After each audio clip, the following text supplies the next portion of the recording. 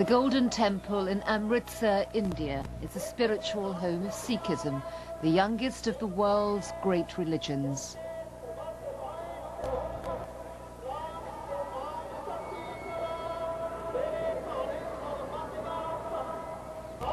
Each morning, Sikhs gather here to worship and bathe in the sacred waters.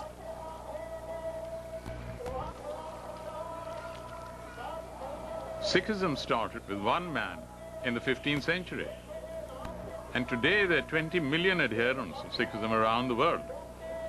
Clearly there's a dynamic in these people. Otherwise they couldn't have survived for 500 years against the most astonishing odds which they faced.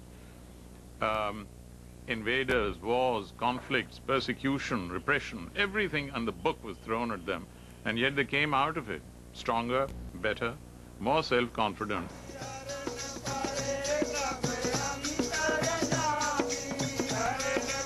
Orthodox Sikhs are among the most distinctive and recognizable religious groups in the world.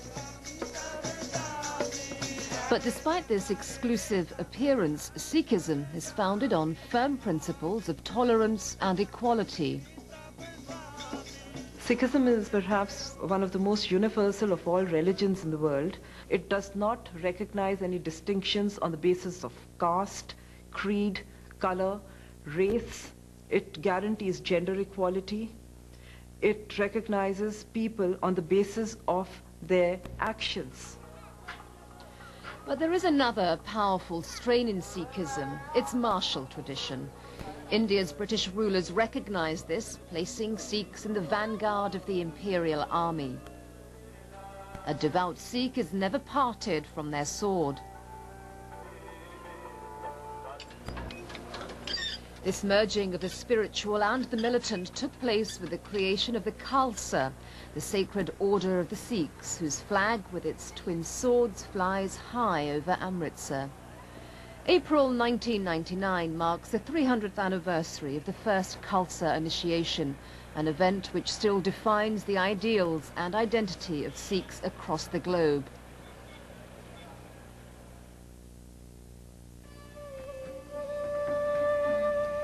Sikhism first emerged some 500 years ago in an area of northwest India called the Punjab, the land of the 5 rivers. The region had seen turbulent times, with foreign armies passing through as they invaded India. Yet for thousands of years the Punjab has remained largely unchanged, the rural home of a farming people. And it was in a typical farming community that the founder of Sikhism, Guru Nanak, was born in 1469. Guru Nanak didn't write very much about himself. He lived through the crack-up of one empire, the Lodhis, and the invasion by the Mughals who set up the following empire. He talks of troublous times, but his own life story is still a little incomplete. Guru Nanak's father probably owned a little land. He was able to educate his son modestly in Persian and Sanskrit. He was married off very young, but his mind was not on either business or rearing a family. It was really spiritual pursuits that he was after. Nanak had been born a Hindu into India's main religious tradition, dating back thousands of years. Hinduism emphasized multiple gods, rituals, and a rigid social hierarchy of different castes. But the invaders who now ruled India were Muslims. They believed in a single god and actively sought converts to Islam. Nanak saw good in both religions, but believed they'd become caught up in bad practices. While Martin Luther was busy changing the course of religion in Europe, Nanak brought about a reformation of his own in the Punjab. As a teacher or guru, he attracted plenty of devoted students, or to use the Punjabi word, Sikhs. Where Guru Nanak scored over other religious teachers of his time was that he spoke in the language of the people, the common people, the peasantry and the tradespeople. At the core of Guru Nanak's teachings is a single God who is both universal and personal.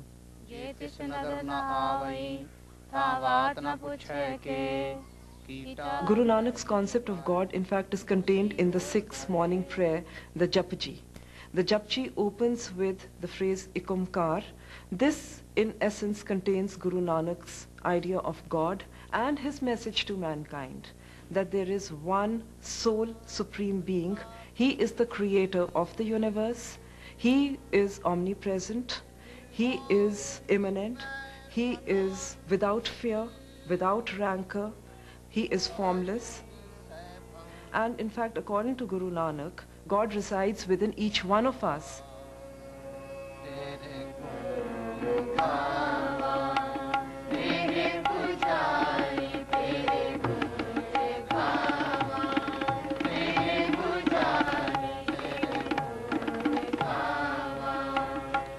Guru Nanak's belief that God could be reached directly and simply was reflected in his love of musical worship. Guru Nanak was essentially a poet. He wrote some extremely beautiful poetry, not only religious in praise of God, but even description of nature. And he set all his hymns to classical ragas of the Indian music. So there's a great deal of emphasis on music as an approach to God.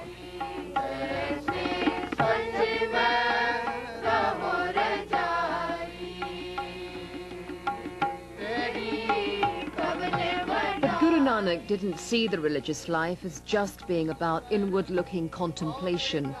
His teachings had a strong practical basis. Sikhism was about living in the real world, with its commitment to social and religious equality. Guru Nanak's thinking was extraordinarily ahead of his times. 500 years ahead of what we are talking about today, for instance, in terms of interfaith solidarity or understanding, or social issues like gender equality and so on. He was well ahead of his time in the sense that he felt, and the two gurus who succeeded him, that women should have completely equal rights with men. And to give it specific form to this idea, this concept of equal rights, the widows were allowed to remarry, which was unheard of. Women priests were ordained. The wearing of the veil was stopped. The Sikh ideal of equality is most clearly demonstrated in the langar, the free kitchen, attached to each Sikh temple or gurdwara. The biggest langar is at the Golden Temple, where thousands of free meals are served every hour to anyone who comes, regardless of their background or beliefs. Different people sat together and cooked for each other and ate together.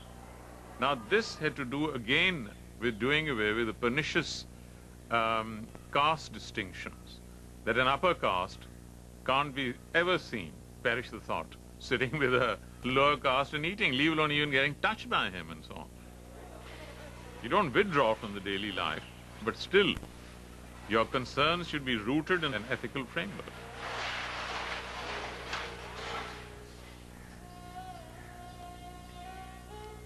After a life spent teaching and travelling throughout India and the East, Guru Nanak died in 1539, having appointed a successor to carry on his work. Guru Angad was the second of a series of gurus. He was followed by Guru Amar Das, who founded the site which eventually became the Golden Temple. The fourth Guru, Ram Das, developed the site, but it was the fifth Guru, Arjan, who built the first temple in 1588. But Arjan's guruship also saw another key event in the history of Sikhism, as he came into conflict with India's Muslim Emperor Jahangir. It is when the Sikh church spread, or temples were built all around the countryside, and wealth started accumulating, that the Sikh guru became, apart from a teacher, a rich person, a personage in his own rights. And that begins with the fifth guru, Guru Arjan. And the emperor realized that he'd become too powerful. He was arrested, taken to Lahore, tortured and martyred. And from then on, the conflict never ceased. The Sikhs now took up arms under Arjan's son and successor Guru Har Gobind. The 7th Guru Har Rai and the 8th, the child Guru Har Krishan, presided over more peaceful times.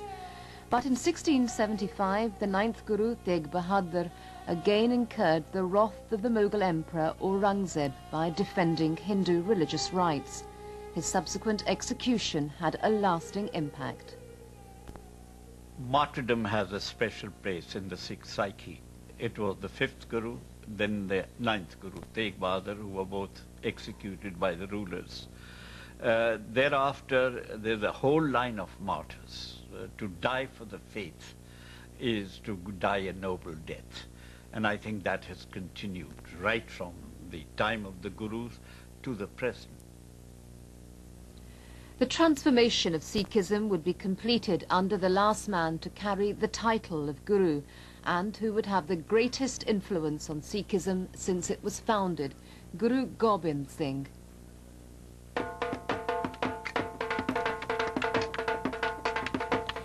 The Sikhs had been honing their military skills ever since Guru Arjan's death, but they'd become caught up in a web of regional politics. The community was threatened from the outside and collapsing from the inside. It was vital that Guru Gobind took decisive action. Guru Gobind Singh felt that Sikhism had to be given a distinct identity. Sikhism, according to him, became a religion of pious householders, and he felt that if a kind of self-esteem was regenerated into the people, certain martial qualities were infused into them, they would be able to protect their rights better.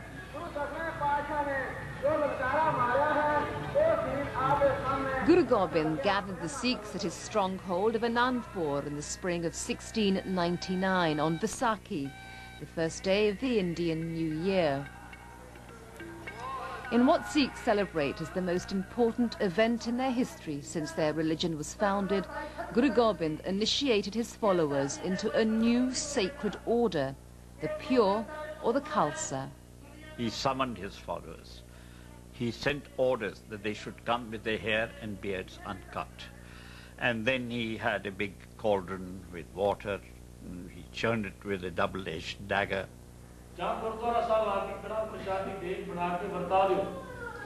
Guru Gobind then tested his followers to find out which were the bravest. He said, I want 5 heads, people who are willing to lay down their heads. 5 people came up, one after another. They came from different castes, from different parts of India. And he baptized them as the Khalsa. All Orthodox Sikhs aspired to be initiated into the Khalsa.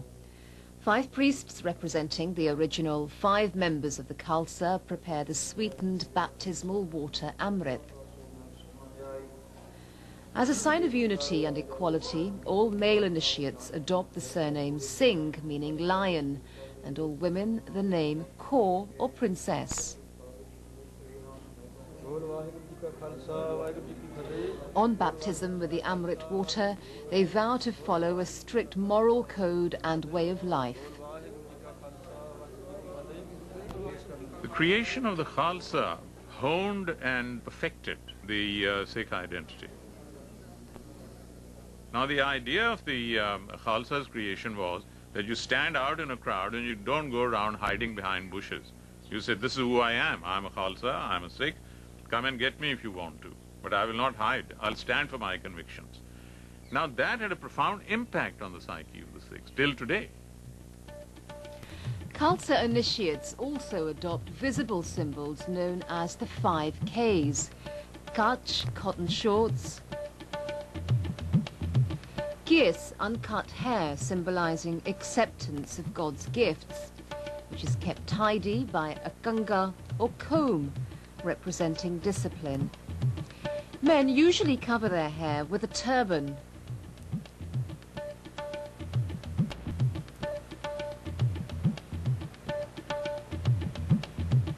The kara is a steel bracelet which symbolizes unity. And finally, the karban is a small sword representing justice and spiritual power. Guru Gobind Singh's aim was no less than to transform the Sikhs into a community of warrior saints. Guru Gobind Singh explains it himself in some of his writing, very moving verses he composed. When all other means have failed, it is righteous to draw the sword. He is fighting against tyranny, and he said, I will uproot tyranny from this soil so that righteous people can live. And he fired his people. He said, I'll teach the sparrow to fight the hawk. I'll teach one man to fight 1,000,000.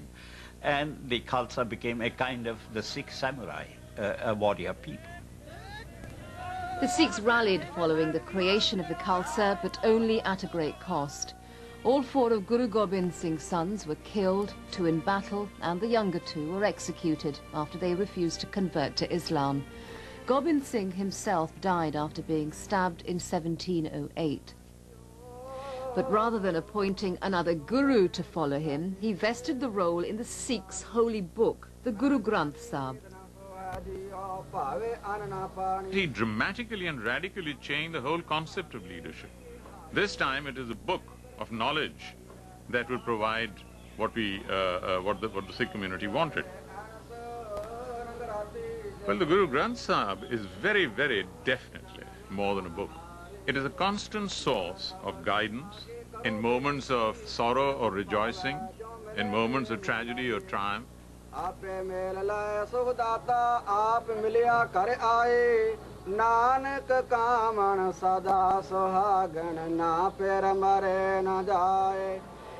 Granth lies in the Harminder Sahib, the golden temple of Amritsar. Despite its ornate exterior, the temple was carefully designed to reflect the principles of Sikhism. The concept of Sikhism comes across most beautifully and subtly in the planning of the Golden Temple. For instance, normally the temples were built on a very high plinth, so you were kind of going up, you had to go up to God. Now here it was supposed to be with that the lowest of the creatures could come to the house of God. So you have the Golden Temple, which has been built at a level which is lower than the level of the city outside. The other thing is also the concept of humility, that it is fire that goes upwards, but it is water that goes downwards, a concept that you see in the planning of the Golden Temple. As the affluence of the Sikhs increased, the temple became more lavish, culminating in a lining of marble and gold. This was during the reign of Maharaja Ranjit Singh, itself a golden age for the Sikhs. Ranjit Singh reunited the Sikhs in an empire stretching beyond the Punjab and across northwest India.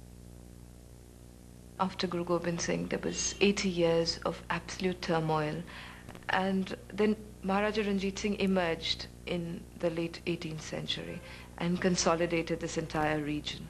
Now, this was a period where there was stability, there was political stability in the region.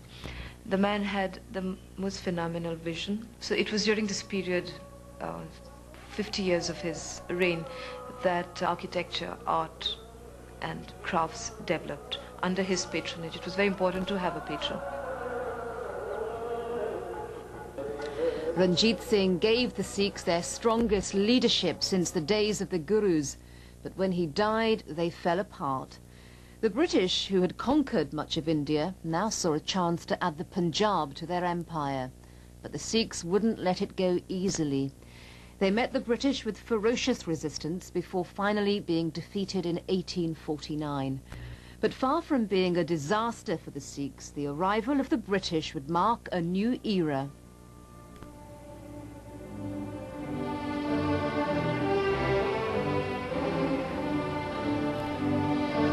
One of the most spectacular monuments to British rule is India Gate in New Delhi, a memorial to the fallen of the Imperial Indian Army.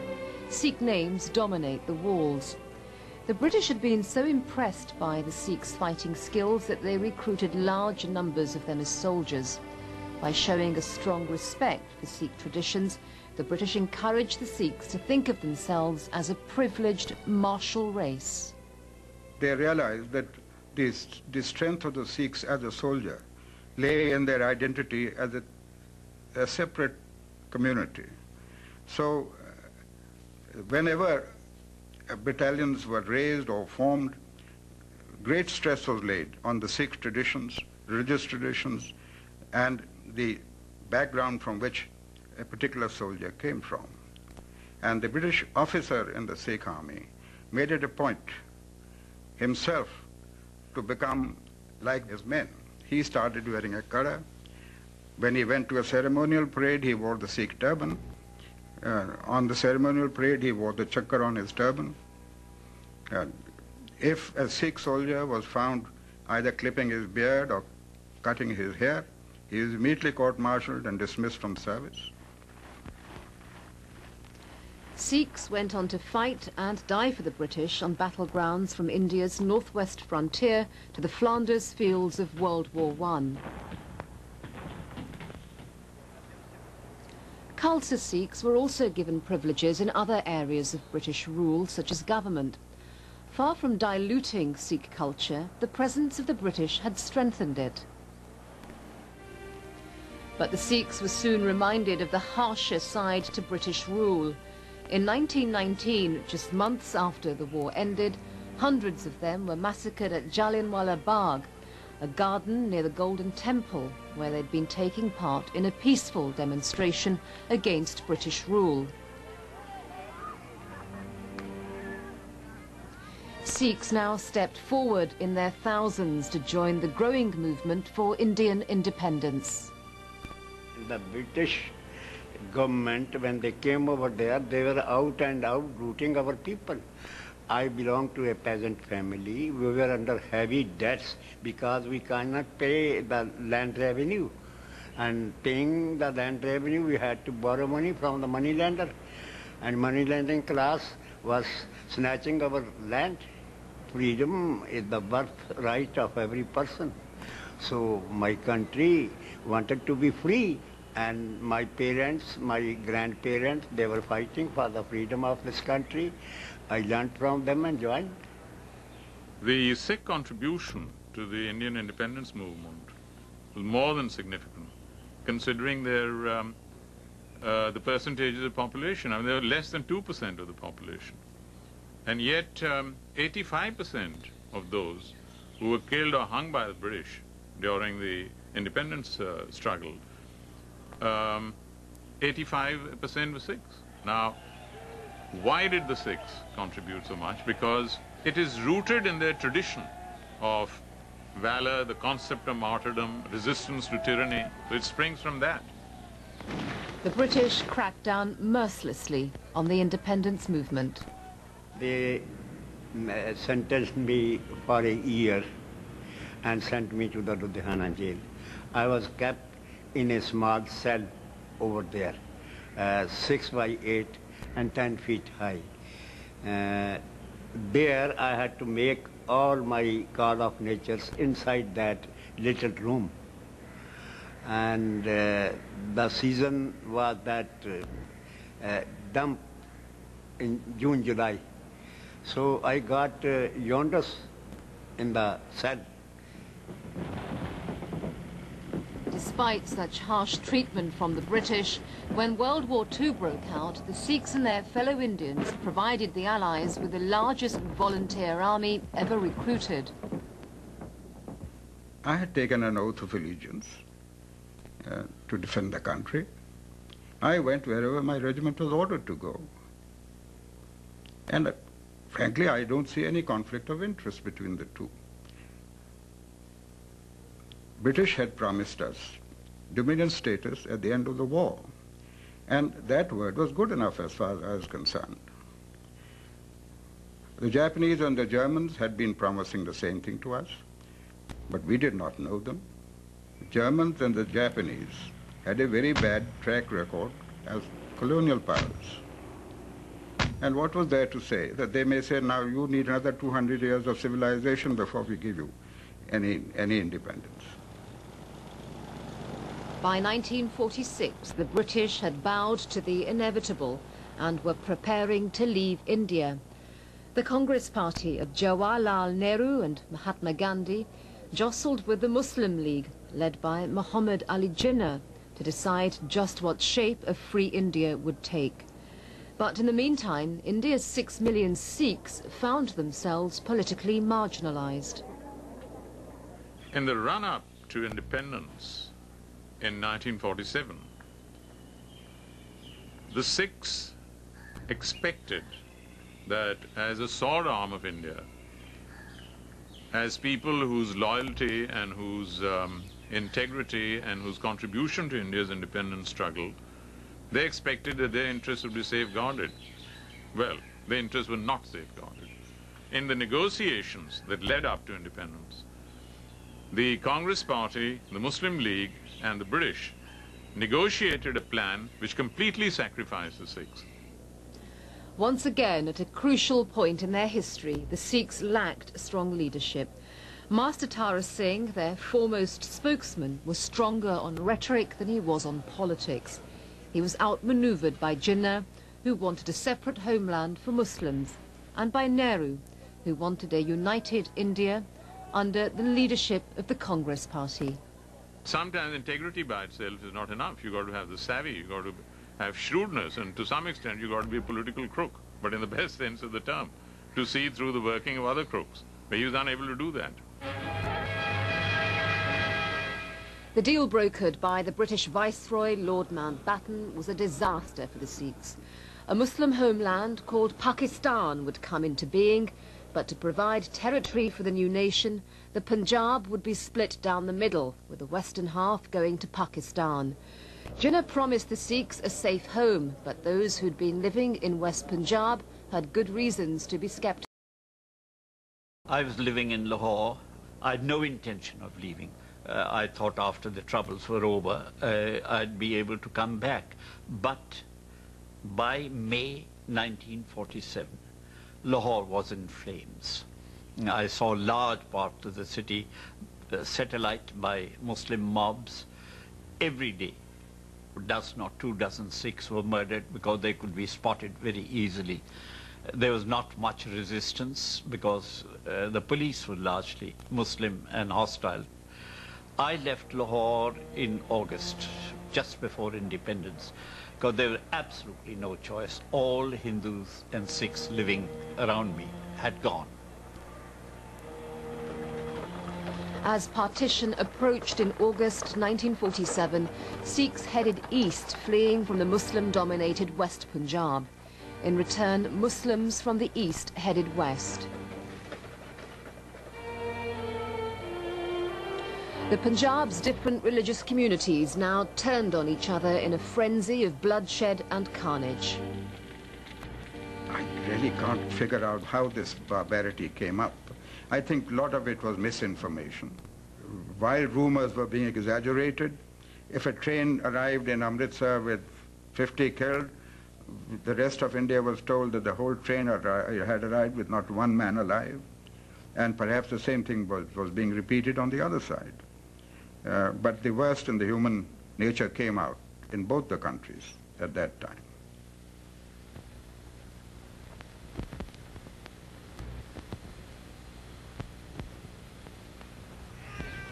The refugees displaced by partition made up the largest migration the world had ever seen.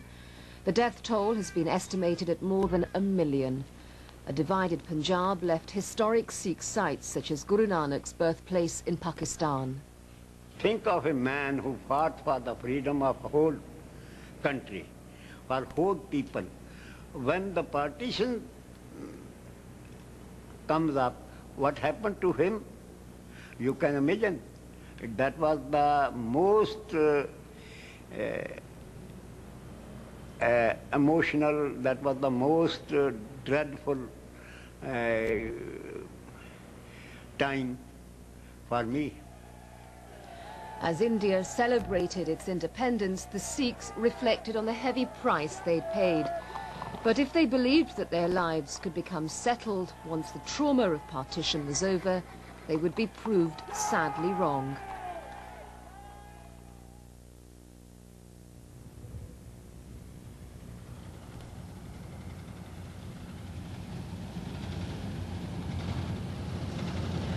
At first, the future looked good. The hard work of Sikh farmers turned Indian Punjab into the most prosperous state in the country. But by the 1970s, many Sikhs felt that their success hadn't been rewarded with political and economic rights.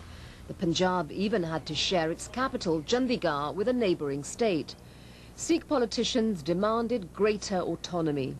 Some agitated for an entirely separate Sikh homeland, a land for the Khalsa or Khalistan.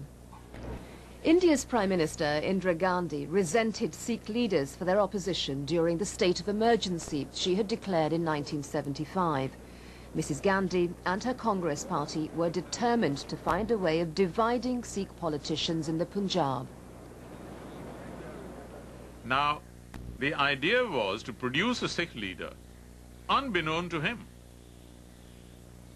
and to project him as an extreme militant who, it appeared, or it should appear, was articulating the concerns of all Sikhs.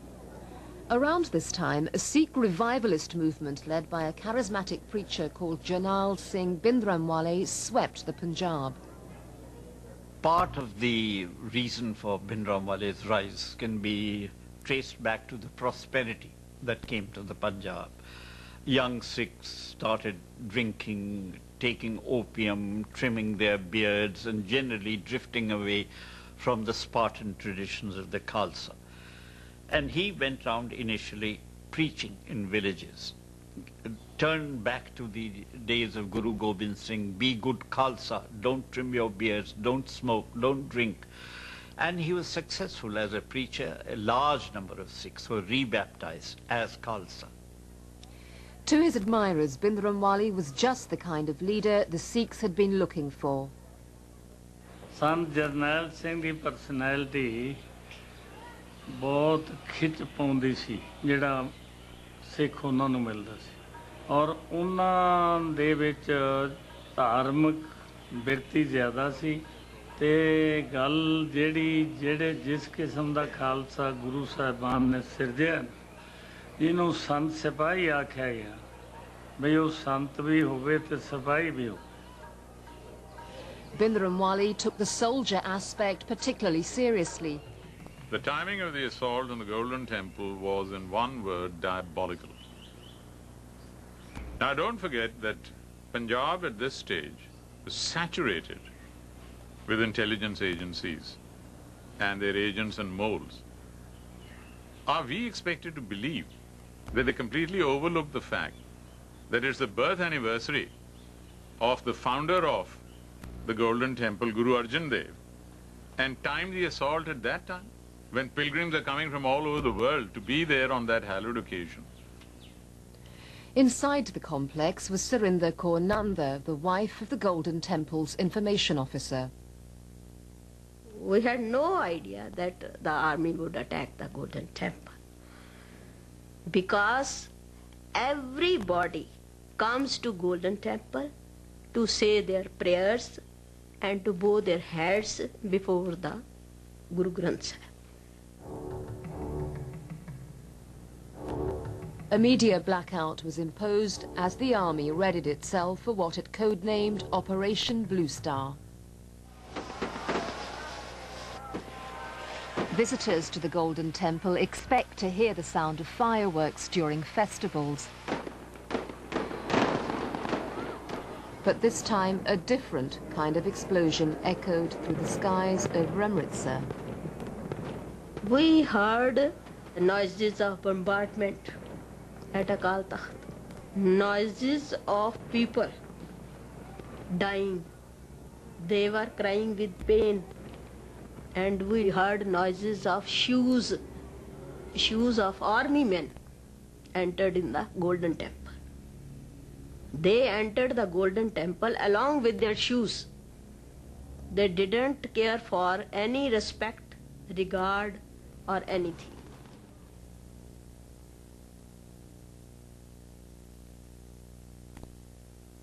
Official figures for the fatalities were 83 soldiers and 492 militants and civilians, including 30 women and 5 children. Unofficial estimates went into the thousands. When we came out, we saw lying dead bodies here and there. A bad smell was coming out. I was feeling very sad. Our people had attacked Indian people. Yes, our government had attacked Indians. ਉਹਨੂੰ ਸਿੱਖ ਕਦੇ ਵੀ ਭੁਲਾ ਨਹੀਂ ਸਕਦੇ, ਲੇਕਿਨ ਜਿਹੜਾ ਲੋਕਰਾਜੀ system ਦੇ ਵਿੱਚ ਜਿਹੜੀ ਸਰਕਾਰ ਚੱਲ ਰਹੀ ਹੋਵੇ ਉੱਥੇ ਲੋਕਾਂ ਨੂੰ ਦਬਾਉਣ ਲਈ 9 ਡਿਵੀਜ਼ਨ ਫੌਜ ਚੜ੍ਹੀ ਜਾਵੇ ਉਹ ਛੋਟੇ ਜਿਹੇ ਕੰਪਲੈਕਸ ਤੇ ਇਦੋਂ ਵੱਡਾ ਸਾਡੇ ਲਈ ਹਿਸਟਰੀ 'ਚ ਕੋਈ ਸਦਮਾ ਨਹੀਂ ਹੈ, ਬਹੁਤ ਦੁੱਖ ਹੈ। The impact of Operation Blue Star was felt across the world as Sikh communities outside of India erupted in outrage at the news.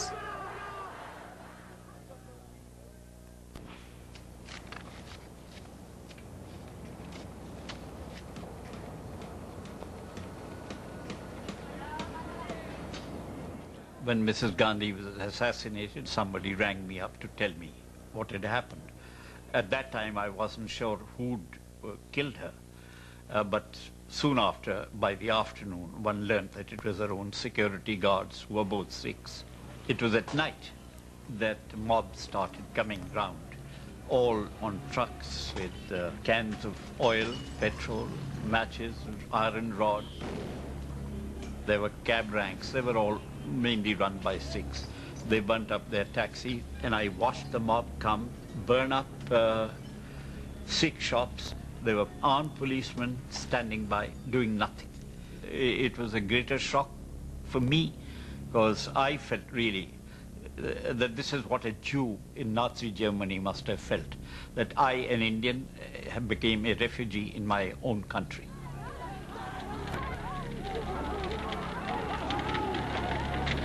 Some of the worst violence took place in Trilokpuri, a suburb of Delhi where Sikhs and Hindus lived in close quarters. Hindustani ਕਹਿਣ ਲੱਗੇ ਹੁਣ ਸਰਦਾਰਾਂ ਨੂੰ ਅਸੀਂ ਛੱਡਣਾ ਨਹੀਂ। ਉਹਨੂੰ ਖਿੱਚ ਕੇ ਲਿਆਏ ਅੰਦਰੋਂ, ਫਿਰ ਅੰਦਰੋਂ ਖਿੱਚ ਕੇ ਤਾਂ ਉਹਨੂੰ ਇੱਕ ਡੰਡਾ ਮਾਰਿਆ ਸੀ, ਉਹਨੂੰ ਫਿਰ ਜਿੰਦੇ ਨੂੰ ਜਲਾਇਆ ਸੀ। ਫਿਰ ਮੇਰੀ ਕੁੜੀ ਛੋਟੀ ਸੀ ਮੇਰੇ ਗੋਦੀ ਵਿੱਚ, ਤਾਂ ਜਿਸ ਤਰ੍ਹਾਂ ਮੈਂ ਆਪਣੇ ਆਦਮੀ ਨੂੰ ਬਚਾਉਣ ਗਈ ਤਾਂ ਮੈਨੂੰ ਖਿੱਚ ਕੇ ਤਾਂ ਇਸ ਤਰ੍ਹਾਂ ਸੁੱਟ ਦਿੱਤਾ, ਕਹਿੰਦਾ ਤੂੰ ਬਈ ਇਹਨੂੰ ਵੇ ਹਟੋ, ਤੇ ਮੇਰੀ ਕੁੜੀ ਵੀ ਉੱਠ ਚੁੱਕ ਕੇ ਤਾਂ ਥੱਲੇ ਸੁੱਟ ਦਿੱਤੀ ਸੀ। ਫਿਰ ਉਹਦੇ ਬਾਅਦ ਉਹਨੇ ਜਿੰਦੇ ਨੂੰ ਸਾੜ ਦਿੱਤਾ ਸੀ, ਤੇ 18 ਜੋ ਛੋਟਾ ਮੁੰਡਾ ਸੀ 10-12 ਸਾਲ ਦਾ ਉਹਨੂੰ ਵੀ ਮਾਰਿਆ। 6-7 ਲਾਸ਼ਾਂ ਇਕੱਠੀ ਕਰਕੇ ਇੱਕ ਦੂਜੇ ਤੇ ਫਿਰ ਉਹਨੂੰ ਸਾੜ ਦਿੱਤਾ। ਜ਼ਬਰਦਸਤੀ ਉੱਤੇ ਬੁਲਾਇਆ, ਉੱਤੇ ਬੁਲਾ ਕੇ ਇਹਨਾਂ ਨੂੰ ਧੱਕਾ ਦੇ ਦਿੱਤਾ, ਉੱਤੋਂ ਸੁੱਟ ਦਿੱਤਾ, ਉੱਤੋਂ ਹੀ ਮਿੱਟੀ ਦਾ ਤੇਲ ਪਾ ਕੇ ਸਰੀਏ ਆਪਣੇ ਤਲਵਾਰਾਂ ਨਲਕੇ ਦੀਆਂ ਹੱਥੀਆਂ ਇਹਨਾਂ ਨਾਲ ਮਾਰਨ ਡੈ ਪਏ। ਫਿਰ ਵੀ ਜਿੱਦਾਂ ਵੀ ਸੀਗੇ। ਉਸ ਤੋਂ ਬਾਅਦ ਮੈਨੂੰ ਪਤਾ ਚੱਲਿਆ, ਬੱਚਿਆਂ ਨੂੰ ਲੈ ਕੇ ਮੈਂ ਤੇ ਥੱਲੇ ਸਾਂਗੀ, ਜਦੋਂ ਮੈਨੂੰ ਪਤਾ ਚੱਲਿਆ ਉਹਨਾਂ ਦੇ ਮਿੱਟੀ ਦਾ ਤੇਲ ਪਾ ਕੇ ਜਦੋਂ ਲਾਤਾ ਹੈ ਵੀ ਤੀਲੀ ਲਗਾਈ ਹੈ, ਤਰਲੇ ਲੈਣ ਡੈ ਪਏ, ਕਹਿੰਦੇ ਉਹ ਮੈਨੂੰ ਛੱਡ ਦਿਓ, ਮੇਰਾ ਬੱਚਾ ਇੱਕੋ ਹੀ ਆ, ਪਰ ਮੈਨੂੰ ਛੱਡ ਦਿਓ। ਬਹੁਤ ਤਰਲੇ ਲਏ।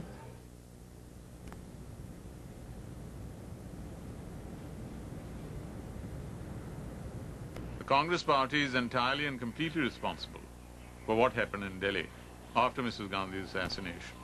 The killings, the burnings, the lootings, the rape, that is entirely due to the Congress party.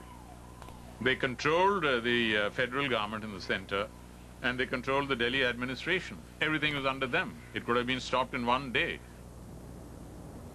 By the time of Mrs. Gandhi's funeral, most of the violence had subsided, but senior members of her Congress party were accused not merely of negligence, but of actual complicity in the killings. What was very clear was that there was a certain sort of methodology in the way the mobs moved. It was not a random. If Sikh houses were singled out, they had already been listed, and those lists you could get from the municipal corporation. Which properties where, who's paying how much tax, what number on what street, who's living.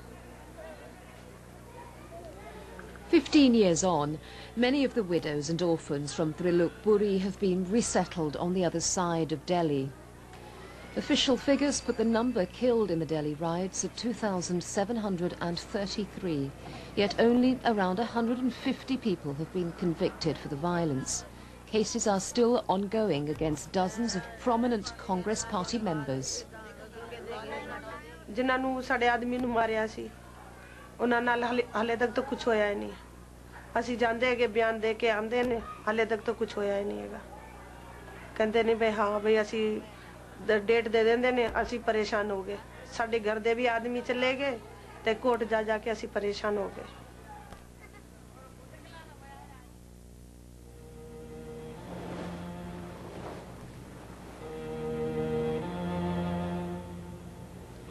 The tragic repercussions of Operation Blue Star weren't just limited to India, but it would be the Canadian Sikhs who paid the highest price.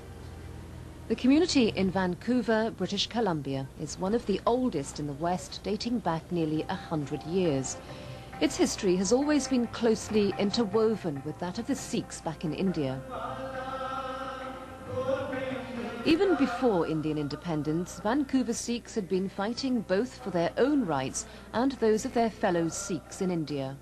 People from Indian origin were not allowed to vote in British Columbia, and therefore we were not allowed to practice at the bar. We couldn't go into any profession, and it made it very difficult. We formed an East Indian Youth Association, which took a great deal of participation and pride in the fact that we were working for the freedom of India and for our rights in the franchise here in British Columbia. Canadian Sikhs who had triumphed over racial and economic barriers committed both their money and their families to the Indian independence movement. Well, mother and father both had made up their minds that if they had any children, they were going to be doctors. They were going to go back to India and serve in the villages, in their village. And the other thing was that they were going to go into the freedom movement and help to free India.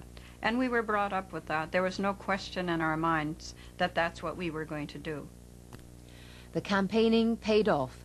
Less than a month after India's independence, Indians living in British Columbia won the right to vote. Canada has since become a popular destination for Sikh migrants, especially after immigration policies were liberalized during the 1960s. No other children. Attitudes within the community have also changed. Just how vocal Canadian Sikhs could be was clear following the raid on the Golden Temple. We were in the Gurdwara when we got this news that the Golden Temple has been attacked by the Indian government, and there was a lot of people inside the Gurdwara, and all the congregation was stunned to learn this news, and everybody was in shock.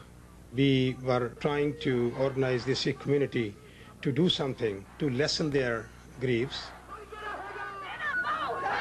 The attack on the Golden Temple spurred demands for a separate Sikh homeland or Khalistan. The government responded by plunging a massive security force into Punjab. The authorities earned a notorious reputation for human rights violations. Ordinary Sikhs now feared both criminals and the police. During those years, we got to know firsthand what it must be like to live in a police state. And as you went along the roads, there was police everywhere, and they were pointing guns, pointing at you as you were going along. Sometimes I wonder what would happen if it just went off accidentally. It was horrible, and it was scary.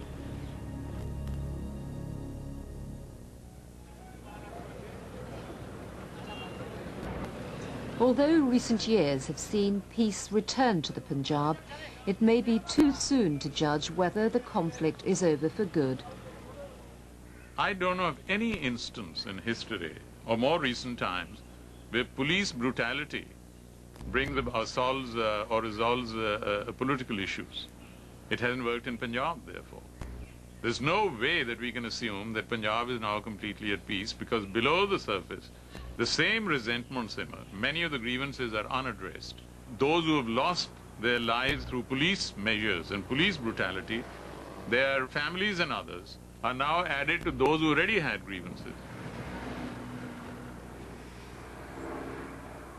Many Sikhs abroad hope that democratic means can now be used to influence events in India.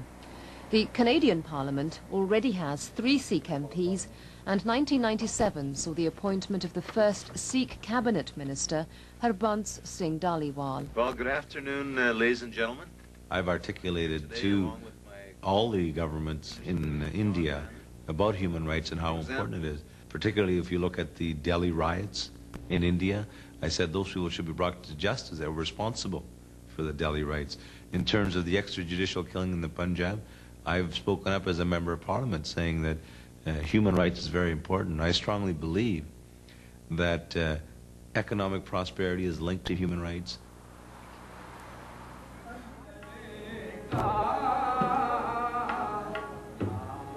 In Amritsar, preparations are nearly complete to celebrate the 300th anniversary of the Khalsa.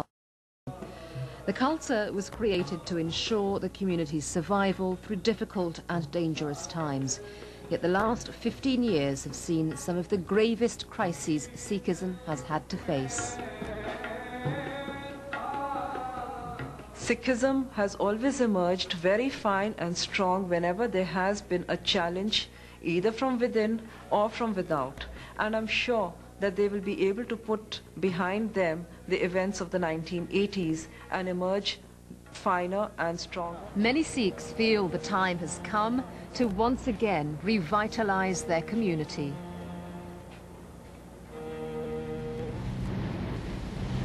For the 2 million Sikhs who live away from the spiritual homeland of Punjab in India, maintaining a Sikh identity on foreign shores has its own challenges.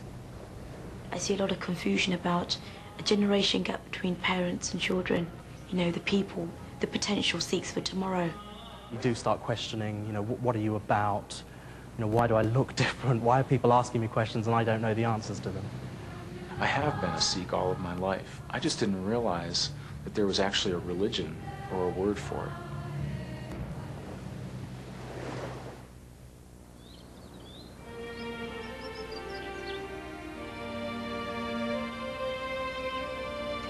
An English churchyard is the unlikely resting place for Britain's first known Sikh settler, the son of the last great ruler of Punjab. The story of the life of Maharaja Dalip Singh is ultimately and sadly a tragic one. Maharaja Dalip Singh ended up coming to England as a result of the British annexation of his kingdom of Punjab, and he came here at an age of 15 years. He was, after all, the last ruler of the Sikhs and the son of the legendary and powerful Maharaja Ranjit Singh. The British, at a time of great imbalance in Punjab and in India generally, did not want the Sikhs to become a focus for opposition to the British rule, and it was in their interest to keep Ranjit Singh's son away from Punjab.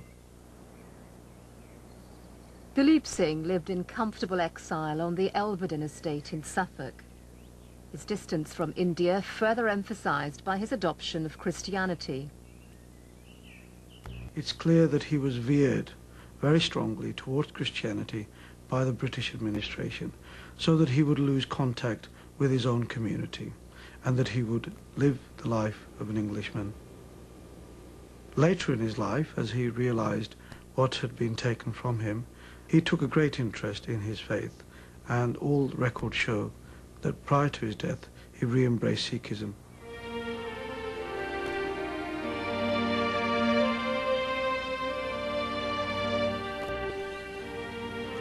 Dalip Singh's image has been adopted by British Sikhs as a potent symbol of their own identity. He was, by all accounts, the first Sikh settler in this country.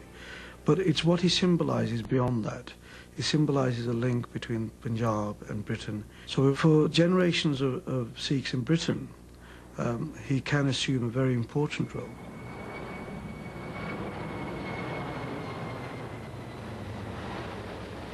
Unlike Dalip Singh, most of today's 500,000 Sikhs are in the country by choice, but their history has still not been an easy one.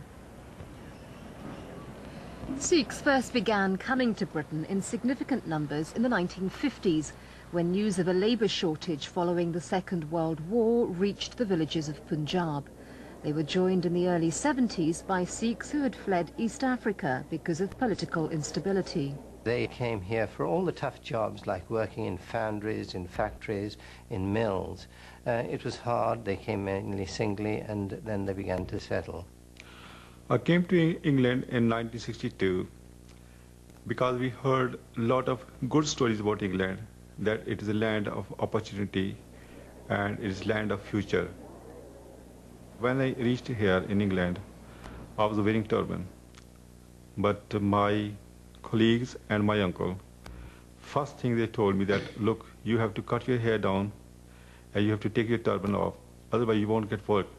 With the majority of the community, the native community in this country, the turban was something that they considered superfluous. Why should people look different? That was the general attitude. So we had these arguments that why should the Sikhs want to wear a turban if they were bus drivers or bus conductors? Why should Sikh children want to wear a turban instead of the school uniform? Tarsum Singh Sandhu worked in a factory before finding a job on the buses in 1966. It was then he decided to return to his beard and turban. I thought, whatever happened, I want to be what I am. I want to be what my identity is. And it is part of my religion. I must wear it. But his managers suspended him, saying that his turban wasn't a part of his uniform and he could only return to work if he removed it.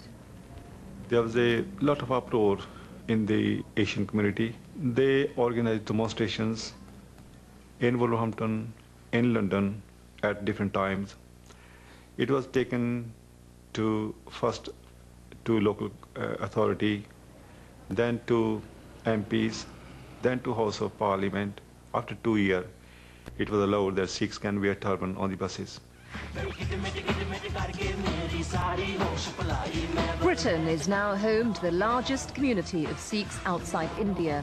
What's stopping young Sikhs going to the Gurdwara is basically, many of them cannot speak Punjabi. And if they do, it's not a level of what they speak at home. You know, they go there and they see this guy with a big beard and white clothes, and he's really not on their sort of wavelength.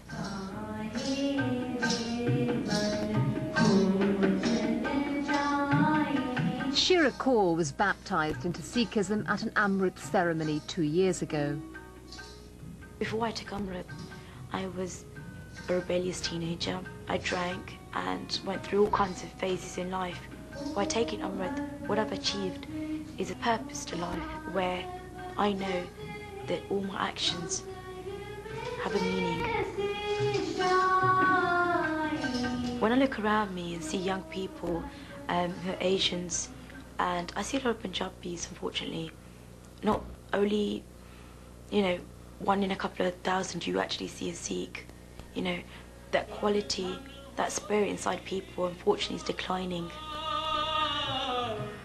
What worries me about the Sikh youth in the future is that, unfortunately, you see miles by miles longer queues at going to a gig than you would people queuing to go inside and pay their respects at Sikh temple.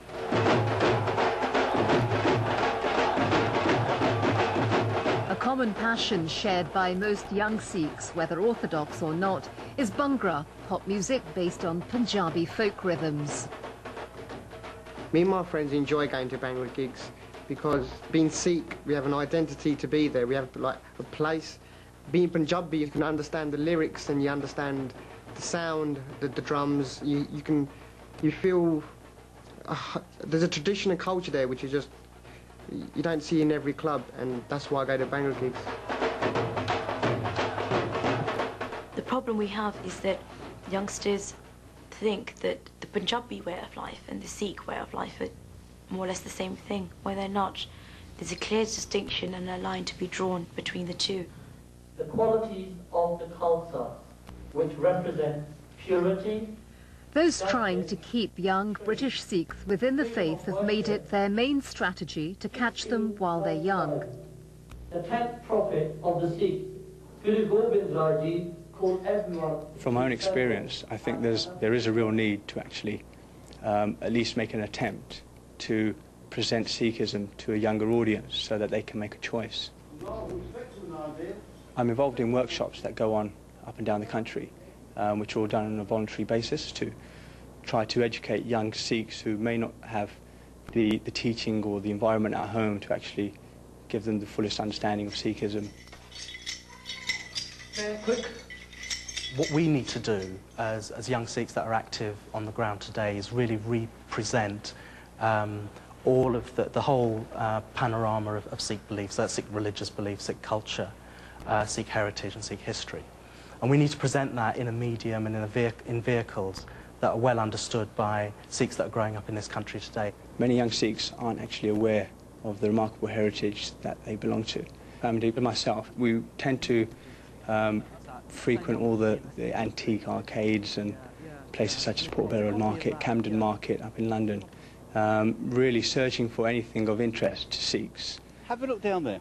There's some nice pieces. There's a couple of customers looking at the moment. But a lot of British officers and a lot of British serving men would come back to England with things brought back from the Punjab and from other parts of India. These are really modern maps. We're not going to get into these. This one's interesting. What's this? Indian troops ordered for service in Europe, 9th Bengal Cavalry. I never knew about what it meant to be Sikh until I think about I hit university. And that's when you do start questioning, you know, what are you about? You know, why do I look different? Why are people asking me questions and I don't know the answers to them? And so it's really then that I started to find out more and more about what the Sikh religion's about, what our heritage is, what the values are, and the history, etc. There's a later edition by the British. Amandeep's interest in Sikh history has led him to become involved in a prestigious exhibition of Sikh arts at London's Victoria and Albert Museum. English calibration. 30 years ago, we've never dreamt of having a very British institution, a very imperial institution such as the V&A, celebrating with us the 300th anniversary of the birth of the Khalsa. So I think what we're seeing now is very much Sikhs in the ascendancy in this country. Or at certain ranges, he would have to. I think Sikhs of my generation should really try to address the issues that are facing young Sikhs in Britain today. For example, the idea of getting a job in the city as a professional. Many Sikhs think that they can't get into the city, but that's obviously not true because there are many people like myself who have made it into the city and are doing, doing relatively well for themselves. Okay. If you see Rob, Louise or Mark, can you just let them know that I'm in the canteen waiting for them for the meeting? Thanks. I'm currently training to be a chartered accountant. Frequently, you walk in and you're introduced to the clients for the first time by the managers on the job. And sometimes you get the look of, oh my God, what's this? Which is quite, I'm used to it, so it's not really a problem for me to deal with. But it's just interesting to see the reaction on people's faces. And then you get the moments when the ice breaks and they come out with that question which they're holding up inside for 2 or 3 weeks, and they finally muster up the courage to say, so what's the turban about? What is the beard about? And then you can have quite a good conversation, drop a few points and so on. And it opens up a whole new avenue and a whole new understanding, so next time they meet a Sikh, they can say, oh, I know this about Sikhs. But the exposure of Westerners to Sikhs has also produced one of the most unexpected events in Sikhism in recent years, a movement of white Sikh converts based in the United States. Inhale, hold the breath and slowly bring your hands overhead till the thumb tips meet. Exhale and set yourself down for victory pose. Arms straight out for balance. Legs up at an angle and your body in a V. Look straight ahead this time. Focus on your big toe as you breath and fire powerfully, rapidly. The first thing that really drew me to Sikhism was the idea that God is within, not without. I'd always kind of pictured God from my mother and other influences as this great white-haired man sitting on top of a cloud just waiting for me to come up at the end of my life. And I'd never had that personal experience, but I'd also always felt, even as a small child, that it was more of what was inside of me that was more important.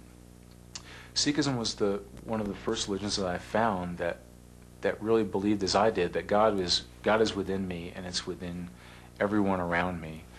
and to recognize that in everyone and not be judgmental in that. Once plain Jeffrey Scott Anderson, Jay Qatar began his spiritual search as a U.S. Army sergeant during the Panama invasion.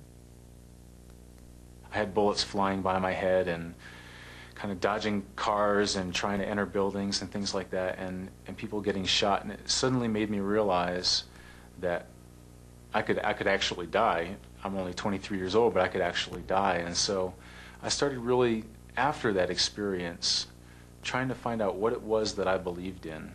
What happens when I die? You know, where do I go from here, and how does that affect how I live now?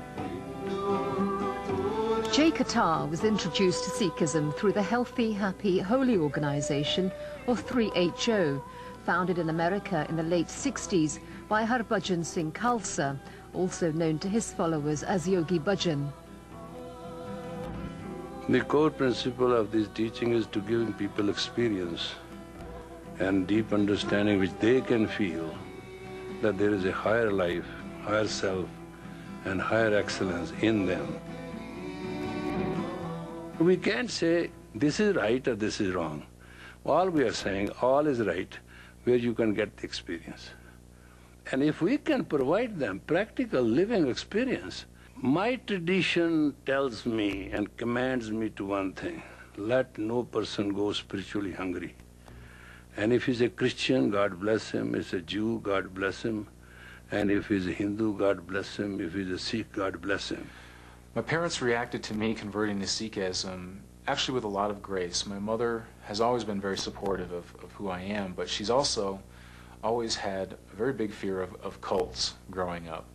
And so her first question to me was, after a long period of silence, was, will they let you out when you want to get out? And I was like, yes, Mom, they'll, you know, I'm not being held against my will here, and I'm not being brainwashed.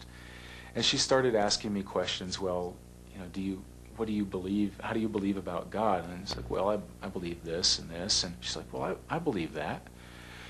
And so why do you wear a turban? Well, I do it for this reason. Well, I believe in that. So she started seeing the similarities between how she thought. And I really told her, I said, Mom, you know, without even knowing about it, you've raised me to be a Sikh all my life.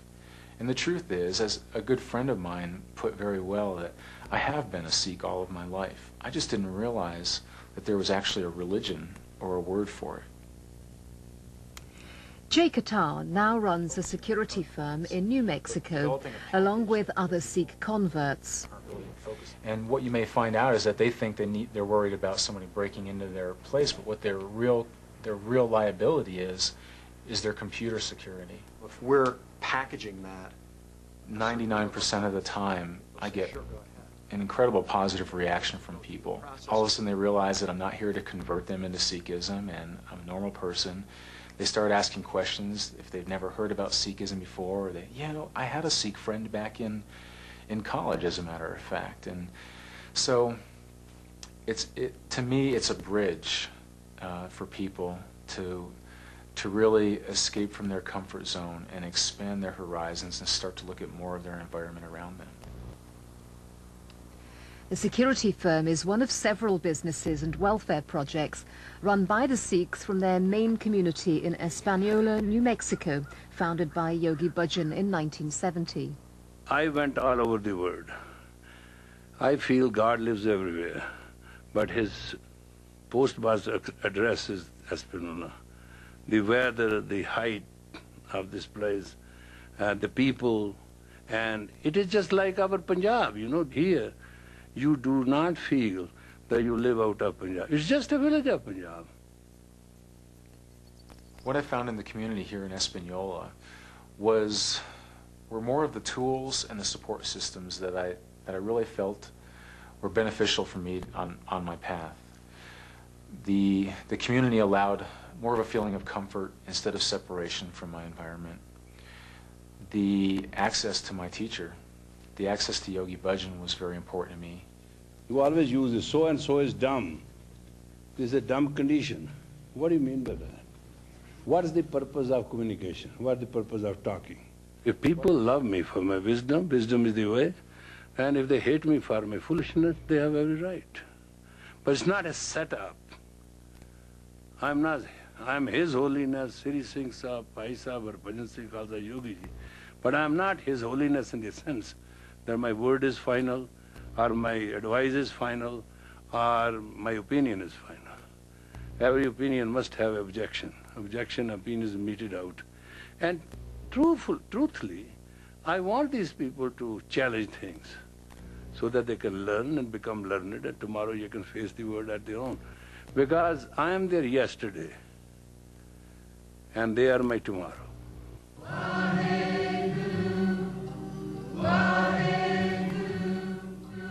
What's very interesting about them, though, and what's very refreshing about them as a people, is that they don't have the Punjabi or the very Indian hang-ups that Sikhs, the wider Sikh community, actually has. So they bring quite a refreshing and crisp notion of what Sikh belief actually is. And I think we can learn quite a lot from that.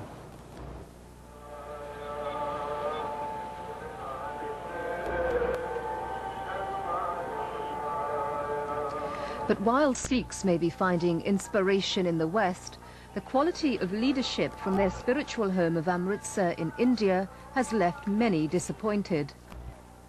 The leadership of the Sikh community in Amritsar has no direct responsibility or authority to tell Sikhs outside the country of how they should interpret their religion or how they should live their religion. And yet, because of the nature of Amritsar being the spiritual home for many Sikhs, for Sikhs generally, we do look there for guidance and advice. We don't get it, sadly. We are really in an evolving phase right now, and a lot of the issues that we're facing are products of the fact that we are discovering for the first time that, you know, we have a community in the diaspora. I do enjoy being a Sikh. I mean, I think the main advantage to being a Sikh is that I've got access to possibly the world's greatest teachings on life. What the things that the Guru's actually said, you'll find dotted around other religions and faiths, and it's really the best of all of those accumulated into one.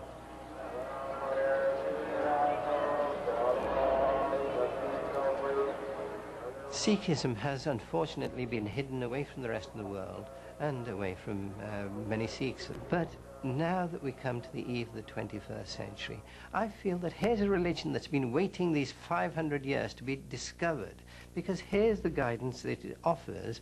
It offers guidance not for the 16th or 15th century so much as guidance for the 21st century, for the problem of human rights, to further equality between human beings. The Khalsa gave us a meaning, a beginning, and an identity. At the moment, we're still evolving and developing. And we, as young Sikhs, what we need to do is take and draw upon that message and actually put that into our personal life and make a difference.